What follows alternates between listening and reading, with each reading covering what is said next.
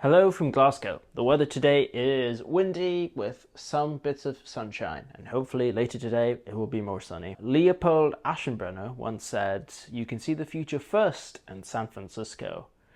But when I first arrived into San Francisco, the thing I saw was the airport. Last week I said this, policy nut. Maybe you spent time in legislation before, lobbying. Maybe you've worked in think tanks.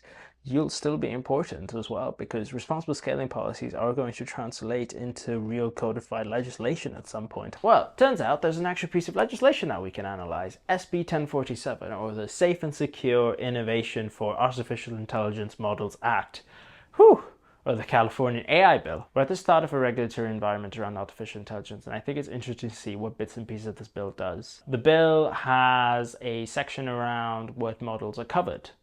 Covered models are models that use more than 10 to the power of 26 floating operation points. Floating operation points is a metric used to figure out how much computational power is being used to train a model. It's usually a good heuristic to have that more flops means a model is more powerful. Now, this isn't always true. Heuristics aren't always right, but it's usually a good sense of how things go. Now, the bill requires developers of these covered models to do the following set of things: to have cybersecurity measures in place to ensure that there's no unauthorized use of the models, to have evaluations in place so you can test the capabilities of the models, and to then have the ability to shut down the model completely if it turns out it's doing something we don't want it to be doing. Now, the bill is trying to prevent AI systems from causing catastrophic harm. This is defined as an AI system that might be able to develop a weapon of mass destruction that causes mass casualties, or a cyber attack that causes casualties, or does more than $500 million in damage. Now, if an AI system does this, a developer will be held liable.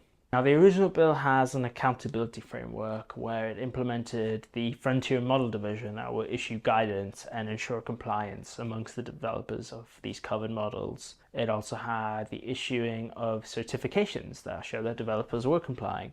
It would have whistleblower protections, and it would mandate that AI developers actually report their findings around the models they develop. It's worth noting, ever since the original bill was written, that some of this has changed. For example, the Frontier Model Division is no longer a thing. And part 2. Now, this bill's been pushed by this guy, Scott Wiener, and he's faced an immense amount of backlash from the tech and Silicon Valley community. Part of this is justified. The bill in its original form was vague in parts, and I think it's good that people are pushing back against a bill that might not have specificity, especially something that's new, and especially something that's trying to surround a fast-moving technology. But then, in my opinion, comes a list of justifications and arguments that don't make that much sense to me. So there are two main overarching reasons for why there is an opposition against this bill. The first is the stifling innovation argument. The concern from this point of view is that the smaller developers, the people with less access to resources, are going to be concerned that this bill might end up affecting them if their system ends up doing something catastrophic, and out of fear and out of hesitation, they may choose to innovate in some other domain. And that this just ends up meaning that lots of people end up not working on AI out of fear. And the people who are in this camp are also concerned that then you have other countries like China that can catch up with the amount of progress the United States has made. And given the rhetoric around China, it ends up meaning that people in the United States grow more fearful and want the United States to be on top of this new technology. Now, the second is the open source challenge. Now, lots of models can be released publicly for people to fine-tune. Fine-tuning simply to mean that you are trying to re-engineer models in a way that helps suit your purposes more. Now, I see two sides to this. Now, if you're a big developer, you may be less keen to have your model released publicly because you are concerned that you're going to be held responsible for someone else making a mistake, or you may choose not to use an open source model out of concern of whether the legislation is going to apply to you. So really, there's this atmosphere of fear, almost apprehension. Now, the way the opposition has framed this, it's made it seem, though, as if the bill is out to help concentrate powers with big AI labs, that the developers or the little guys in tech are not going to be able to innovate anymore, aren't going to be able to follow the principles that Silicon Valley and the tech community really thrive off of. This has meant is now that the bill has been further clarified or watered down in some respects. The bill now has an additional requirement alongside the 10 to the 26 floating operation points that you must also use $100 million in computational resources to build a model. And that's a lot of money. I mean, if you're using $100 million to build a model, you are probably not a little guy in tech. And then there were clarifications around the derivative models. That made it clear that if you were using less than 25% of the original compute used to train a model, then your model was not a derivative model and the original authors would be held responsible. So for example, say I took a model from Anthropic, I were to fine-tune the model in certain ways and I used less than 25% of the original computation that they used, I would not be held responsible. Anthropic would. If I used more, then I would be held responsible. Now, just to be clear, 25% of computation is a lot of computation. That is a lot of power to be throwing at building a model. But there seems to be a core problem around where the responsibility lies. AI labs are not happy with the way this bill is developed, nor are the other half, the people that are not big AI labs, but the smaller startups that are trying to get themselves going. And there's this tension here. Who should be held responsible for these models?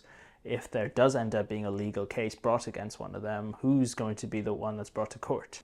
While I think these are discussions worth having, I think the way this bill has been reconstructed ever since its original drafting has made it even more explicitly clear that the target is the big AI labs. They are the ones that are going to be kept in check and that they need to be held responsible for the big models they develop. And this makes sense. It is going to be the case that it is the big AI labs that will push the frontier of AI. If you ever get to a transformative AI system, it's very likely that those labs are going to be the ones that get us there. I think it's good that most of the focus and efforts placed on them. Another class of arguments is that safety is in its infancy. That if we try and regulate something now, the way AI models are going to be in 10 years' time is so different that any regulation now is pointless. And again, this is like really difficult to contend with because yes, it's true. Lots of the ways models are going to be in 10 years' time are going to be different from how they are now. Yet we should still have regulations for the things we have now. Lots of innovation happens throughout human history, but we've continued to have checkpoints in place and continued to ensure that those models that are being innovated on are safe and in line with what we think is reasonable. Amongst this general idea of safety being in its infancy, that extinction risks from AI are nonsense, is also the idea that we should not be regulating the developers of these models, but rather we should be regulating how these models are used. Amongst the set of arguments has come a bunch of analogies that have been confusing and really hard for me to understand. Sebastian Thrun said AI is like a kitchen knife. You could use it to cut an onion, use it to chop something, or you could misuse it to stab someone. And that we should not be trying to regulate the developers of kitchen knives, but rather we should be focusing in on preventing the misuse of a knife. But there is a small problem with the way that this is formed. I have a kitchen knife. I can understand it and I can control it. I can use it to chop things really slowly. I can use it to chop things really quickly. When you build an AI system, on the other hand, it is not like this. Over the last few years, ML researchers have started the field of interpretability to try and figure out what's going on inside of an AI system. Turns out it's a slow process to know what's going on inside. There's been some progress, but that progress is inevitably slow. And so no, AI is not like a kitchen knife. The kitchen knife, I know what I'm doing, I'm controlling it, I can chop, and mostly things won't go badly. Ah! See, point of the bill is AI labs, especially the frontier AI labs, don't really have a strong grip over their AI systems. It is still the case that we do not understand what's happening inside of a system. Given that there is some risk that it might do things that we don't want it to, that we should try and have regulation around it. To me, the problem is that there are perverse incentives within the tech community. There is lots of incentives to try and have a really powerful AI model because having a powerful AI model means you're powerful. You have access to a technology that can speed up scientific research and development, can do things much, much faster than human beings. If you have access to that and you have more power, you're going to seek it. And I think in the tech community, there is these incentives to seek power, to try and be able to get to the top. If you are trying to regulate a piece of technology, you do not want to be pushed around by the people building that very technology. And I think that's what's happening here with SB 1047. You have the tech industry lobbying against this and not enough people saying, I think this makes sense.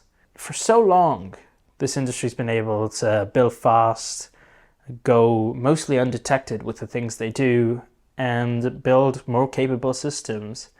And yet nothing has come in place to stop them. But now when it does, there's pushback. I think there's a need to try and evaluate this, to take a step back and say, hey, these regulations are sensible. It's that for all other kinds of technologies, we have regulations and standards in place, yet somehow AI seems to be one that's completely forbidden to be touched. So what's next? The bill's just gone through the Assembly Appropriations Committee. It's the place where bills usually go to die. I think it's quite likely that this bill is going to be made into law. Metaculus, a forecasting website, has this around 60% at the time that I'm recording this. And I think there's some risk that the law ends up being ineffective in certain ways. The next videos, I'm going to talk more broadly about AI governance ideas. I'm not going to focus on this bill until it actually becomes law, and I maybe have a little bit of a retrospect. I also would like to hear your feedback. I'm new to making these videos, and some of these videos aren't going to be great. Whether you disagreed or agreed is helpful to hear. There's going to be a feedback form in the description, and obviously the comments will be available for discussion. And yeah, I still have not learned how to end this video. I'm quite liking the sort of music playing, and that being the way things end. Hopefully eventually I'll figure out how to end it. Maybe I can have some like outtakes or like stuff that didn't make the video. It took me about an hour, maybe 2, to record this entirely, and it's probably going to condense down to a 6-minute, maybe more, maybe less video. Just fun. Okay.